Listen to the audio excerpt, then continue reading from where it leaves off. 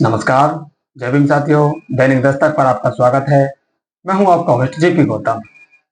कल पूरे देश में बड़ी धूमधाम से बाबा साहब डॉक्टर भीमराव अंबेडकर का जन्मोत्सव मनाया जाएगा और सामाजिक संगठनों के अलावा जो राजनीतिक दल हैं उनमें बाबा साहब को श्रद्धा सुमन अर्पित करने की एक होड़ सी आप देखेंगे। जो लोग आए दिन बाबा साहब के खिलाफ नफरती बयान उगलते रहते हैं वे लोग भी आपको कोटि कोटि नमन करते हुए नजर आएंगे।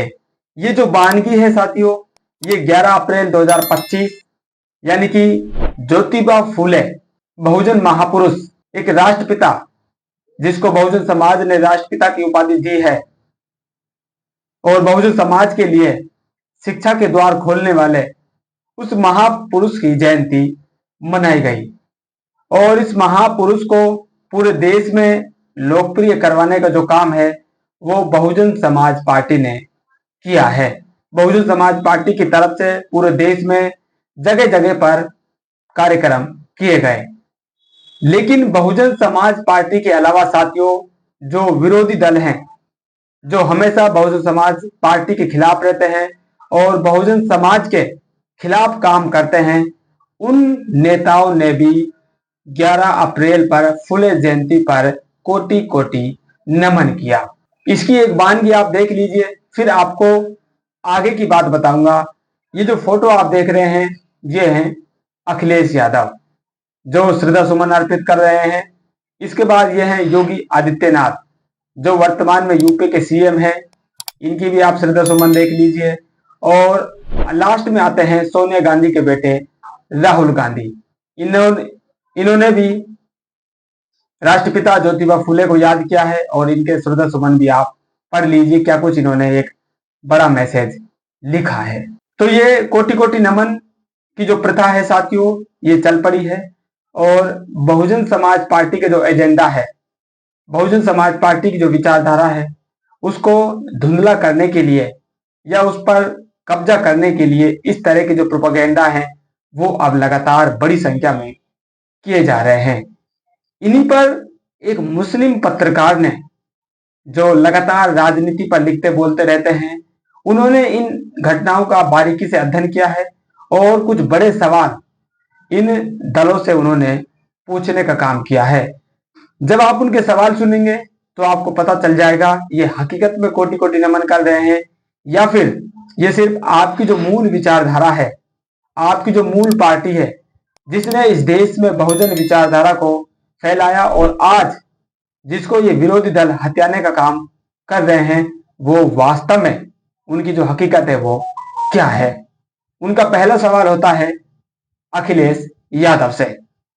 वही अखिलेश यादव जो आज अपने आप को बहुजनों का एक बड़ा मसीहा साबित करने में तुले हुए हैं, उनसे सवाल पूछा जाता है 1989 जनता दल, 1993, 2003, 2012, ये जो 4 सन साथियों मैंने आपको बताए, 1989 में जनता दल, उसके बाद 93, 2003 और 2012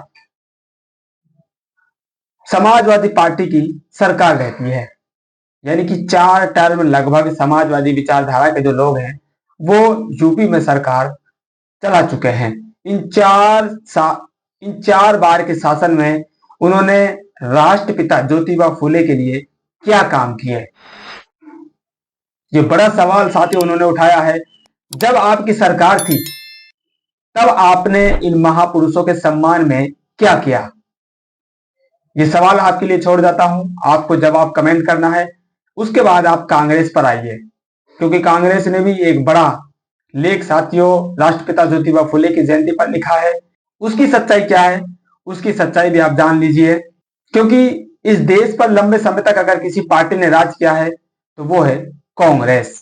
कांग्रेस से यहां पर सवाल उठता है कि कांग्रेस पार्टी जो आज बहुजन बहुजन का राग आलाप रही है, उस कांग्रेस पार्टी ने राष्ट्रपिता ज्योतिबा फूले के सम्मान में क्या किया।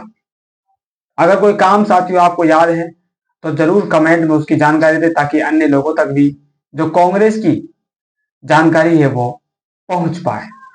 इसके बाद आते हैं यूपी में वर्तमान में शासन कर रही भारतीय जनता पार्टी।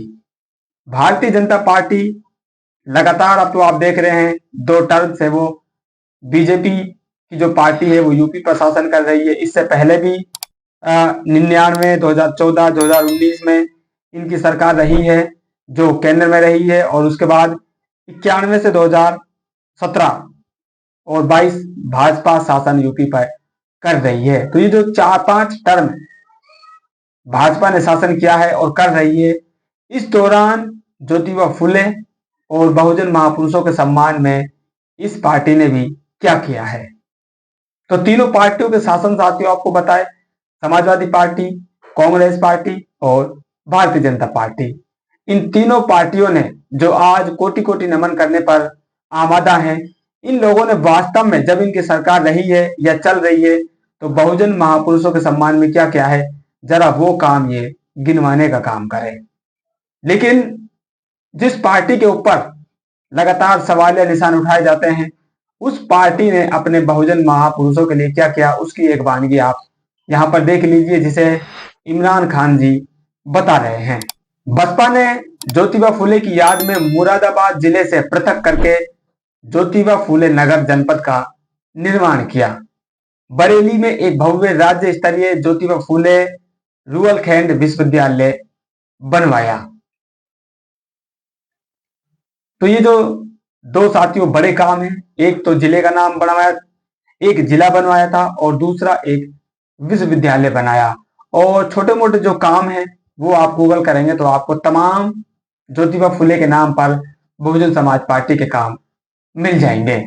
लेकिन समाजवादी पार्टी जो आज पीडीए का राग अलाप रही है, जो खुद को बहुजनों का नया मसीहा बता रही है, उस पार्टी ने जैसे ही 2012 में सत्ता आती है, वो जिले का नाम भी बदल देती है, और ये जो विश्वविद्यालय है, इस विश्वविद्यालय का नाम भी वो बदल देती है।